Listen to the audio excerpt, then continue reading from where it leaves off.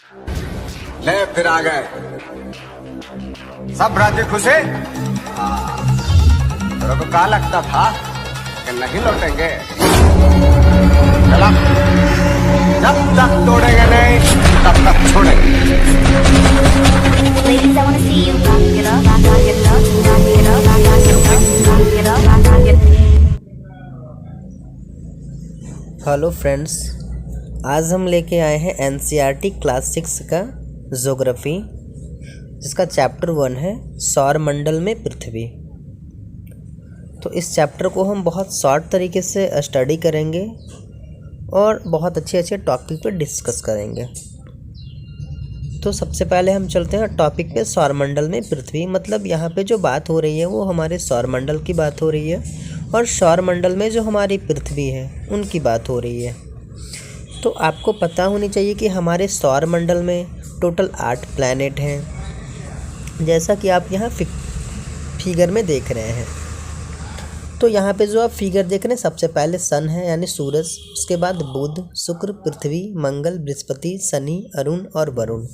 इन सभी की जो स्थिति है वो सूर्य से दूरी के आधार पर यहाँ पे चित्र में बताया गया है। जैसे सूर्य से सबसे नज़दीक बुध, उसके बाद शुक्र ग्रह, पृथ्वी, मंगल, बृहस्पति, शनि, अरुण और वरुण।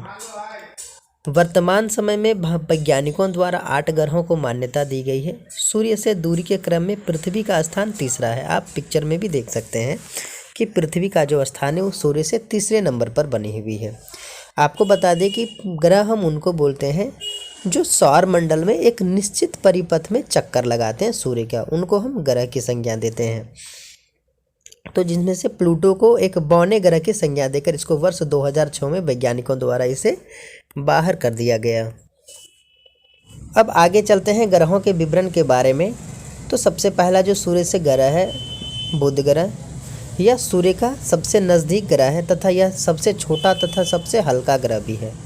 सूर्य के चारों ओर एक परिक्रमा लगाने में यह 88 दिन का समय लगाता है। कितने दिन का समय लगाता है? ये 88 दिन का समय लगाता है। अब आगे चलते हैं शुक्र ग्रह के बारे में। यह पृथ्वी का सबसे निकटतम एवं सबसे चमकीला और गर्म ग्रह है। इस ग्रह को सांझ का तारा भी कहते हैं या भोर का तारा भी कहा जाता है। भोर का तारा किसे कहा जाता है? शुक्र ग्रह को सांझ का तारा या भोर का तारा। इसे पृथ्वी का भगिनी ग्रह भी कहा जाता है, क्योंकि ये बिल्कुल साइज में पृथ्वी के अकॉर्डिंग, इसलिए पृथ्वी का इसे क्या कहा जाता है? भगिनी ग्रह भी कहा जाता है। सूर्य के चारों ओर एक परिक्रमा 255 दिन में लगाता है। अब आगे चलते हैं पृथ्वी के बारे में। पृथ्वी जो सबसे इम्पोर्टेंट, पृथ्वी आकार में 5वां सबसे बड़ा ग्रह है। पृथ्वी अपने अक्ष पर 23.5 डिग्री झुका हुआ है।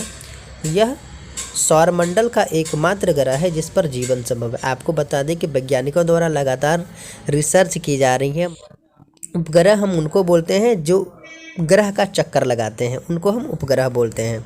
आगे है अपना एक संपूर्ण प्रकाश एवं उष्मा सूर्य से प्राप्त करती है। मतलब हमारी पृथ्वी जो है वो अपना उष्मा और प्रकाश सूर्य से प्राप्त करती है। सूर्य जो है एक एनर्जी का अल्टीमेट सोर्स है। और हमारी चंद्रमा का जो व्यास है वो 6371 किलोमीटर है, जो पृथ्वी का सबसे नज़दीक का तारा है। सूर्य की परिक्रमा 365 दिन में पूर्ण करती है या 1 वर्ष 14 दिन। अब आगे है मंगल ग्रह। मंगल ग्रह को लाल ग्रह भी कहा जाता है। इसके 2 उपग्रह हैं, फोबोस और डीमोस। मंगल ग्रह के 2 उपग्रह हैं, फोबोस और डीमोस। सूर्य की परिक्रमा करने में मंगल ग्रह को 12 साल का समय लगता है। बृहस्पति ग्रह भी सूर्य की परिक्रमा करने में 12 वर्ष का समय लगाती है और मंगल ग्रह भी सूर्य का परिक्रमा करने में 12 वर्ष का समय लगाती है। अब आगे है शनि ग्रह। यह आकार में दूसरा सबसे बड़ा ग्रह है। इसका उपग्रह टाइटन है। शनि ग्रह का उपग्रह क्या है? टाइटन। सूर्य चारों ओर एक परिक्रमा 29 वर्ष में पूरा करता है। मतलब शनि ग्रह जो है वो सूर्य का एक कंप्लीट चक्कर जो है वो 29 साल में पूरा करती है। नेक्स्ट है अरुण। यह आकार में तीसरा सबसे बड़ा ग्रह है। इसकी खोज सन 1781 ईस्वी में विलियम दरसेल के द्वारा किया गया था। किनके द्वारा किया गया था? विलियम दरसेल के द्वारा। इसका उपग्रह टाइटेनिया है। सूर्य परिक्रमा ये 84 वर्ष में कंप्लीट करता है। मतलब वरुण ग्रह जो है सूर्य का एक कंप्लीट चक्कर लगाने में 84 वर्ष 84 वर्ष का टाइम लेता है। नेक्स्ट है वरुण ग्रह। यह सूर्य से सबसे दूर स्थित ग्रह है। इसका उपग्रह टाइटन है। इसे सूर्य की परिक्रमा करने में 164 वर्ष लगते हैं। कितने वर्ष लगते हैं? 164 वर्ष।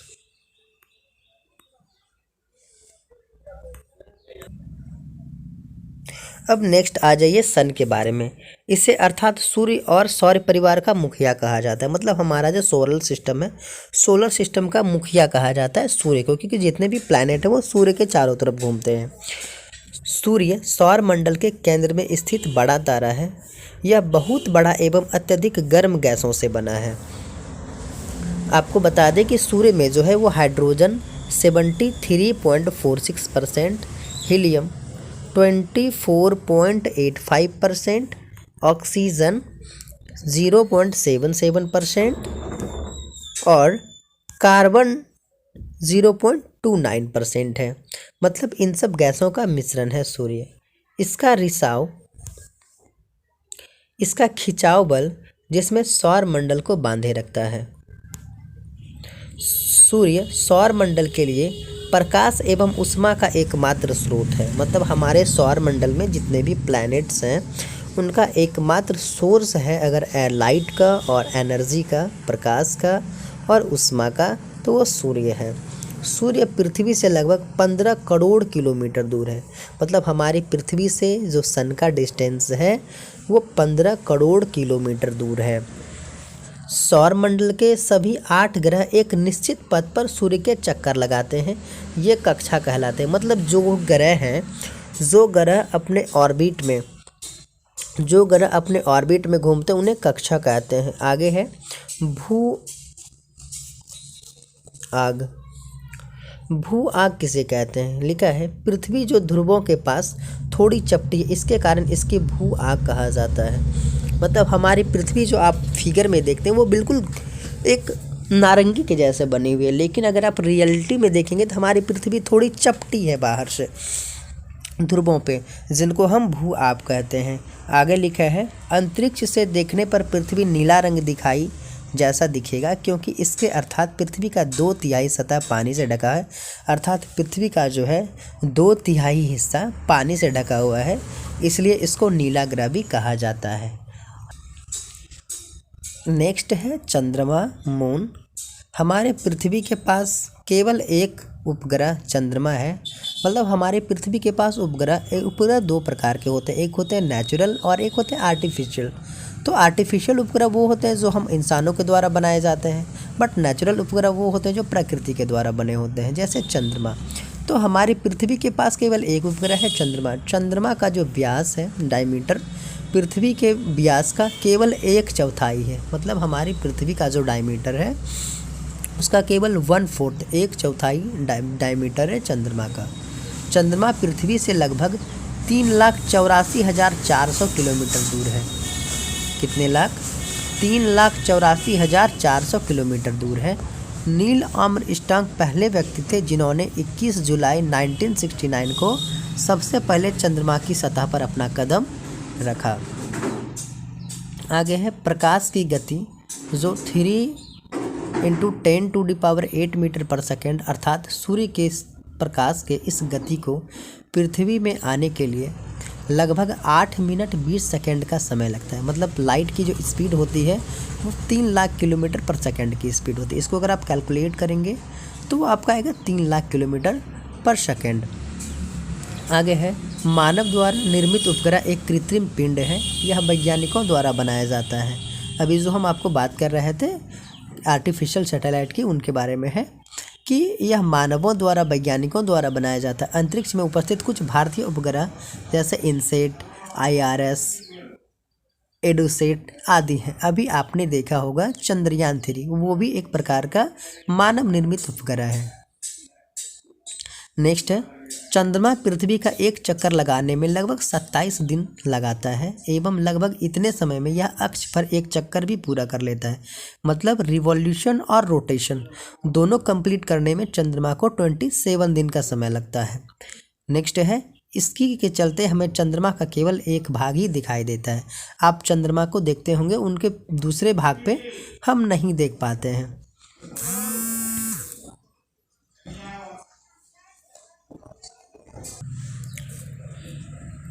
अब हम बात करते हैं पूर्णिमा का। पूर्ण चंद्र को लगभग 1 महीने में एक बार देख सकते हैं। मतलब पूर्णिमा जो होती है वो महीने में एक बार होती है। यह पूर्ण चंद्र वाली रात पूर्णिमा कहलाती है। मतलब जिस रात में चांद पूरा गोल होता है उस रात को हम पूर्णिमा बोलते हैं। अमावस्या, इसके 15 दिन बाद इसे हम नहीं देख सकते। मतलब धीरे धीरे चांद पूर्णिमा के बाद उसका आकार धीरे धीरे आप देखते होंगे छोटा होता चला जाता है और अंततः चांद एक दिन दिखना बंद हो जाता है, जिस दिन हम पूर्णिमा के नाम से जानते हैं, अमावस्या के नाम से जानते हैं। अब आगे पढ़ते हैं खगोलीय पिंड के बारे में। खगोलीय पिंड का मतलब है सूर्य, चंद्रमा तथा वे सभी वस्तुएं जो रात के समय आसमान में चमकती हैं खगोलीय पिंड कहलाती हैं। मतलब वो सारे ऑब्जेक्ट्स जो रात में आपको आसमान में चमकते दिखाई पड़ते हैं उन्हें हम खगोलीय पिंड कहते हैं। कुछ खगोलीय पिंड बड़े आकार वाले होते हैं, यह गैसों से बने होते हैं। इनके पास अपनी उष्मा तथा अपनी प्रकाश होती है जिसे वे बहुत बड़ी मात्रा में उत्सर्जित करते हैं तथा इन्हीं खगोलीय पिंड को तारा कहते हैं। सूर्य भी एक प्रकार का तारा है। आपको पता होनी चाहिए कि बहुत सारे ऐसे प्लैनेट हैं जिनके पास अपना खुद का लाइट नहीं है, लेकिन बहुत सारे ऐसे खगोलीय पिंड आप देखते होंगे आसमान में, जैसे तारे टिमटिमाते हैं, उनका अपना खुद का लाइट होता है, वो अपना खुद का प्रकाश उत्सर्जित करते हैं। जैसे सूर्य हमारा खुद का प्रकाश उत्सर्जित करते हैं, इस सूर्य भी एक प्रकार का क्या है, तारा है, और हमारी पृथ्वी का सबसे नज़दीक का तारा है सूर्य। आगे है नक्षत्र मंडल। आपने नक्षत्र के बारे में सुना होगा। तारों के विभिन्न समूहों द्वारा बनाई गई विभिन्न आकृतियों को नक्षत्र मंडल कहते हैं।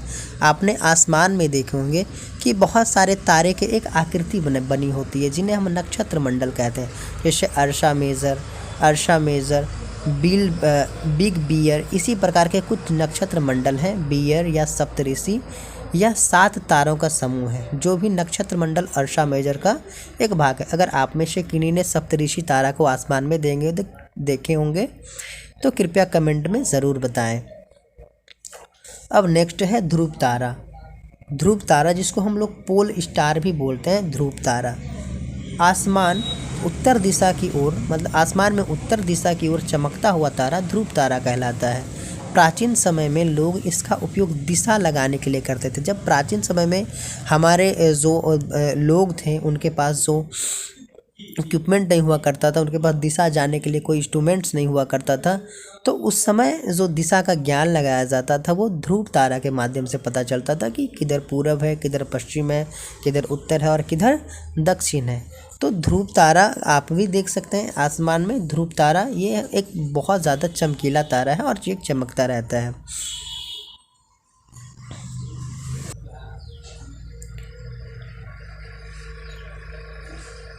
नेक्स्ट है ग्रह। ग्रहों में अपना प्रकाश एवं उष्मा नहीं होता है। यह तारों के प्रकाश एवं उष्मा से प्रकाशित होते हैं। ऐसे ही पिंड ग्रह कहलाते हैं। ऐसे पिंड क्या कहलाते हैं, ग्रह कहलाते हैं। ये अपना प्रकाश कहाँ से लेते हैं, तो अभी जैसे हमारी पृथ्वी एक ग्रह है, पृथ्वी का जो प्रकाश का स्रोत है वो सूर्य है।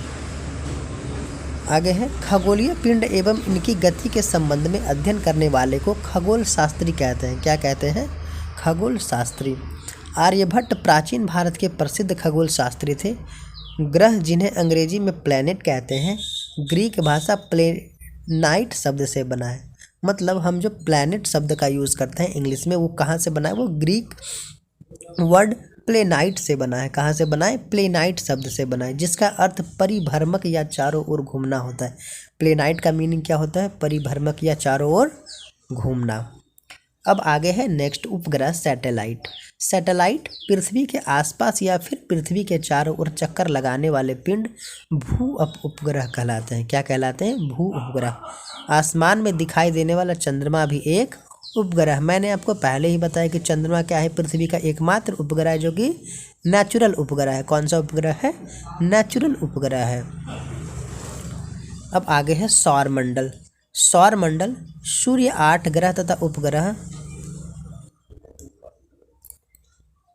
सूर्य, 8 ग्रह तथा उपग्रह तथा कुछ अन्य खगोलीय पिंड जैसे क्षुद्र ग्रह एवं उल्का पिंड मिलकर सौरमंडल का निर्माण करती है। उसे हम सौर परिवार कहते हैं। अब आगे जानते हैं कि क्षुद्र ग्रह क्या होता है।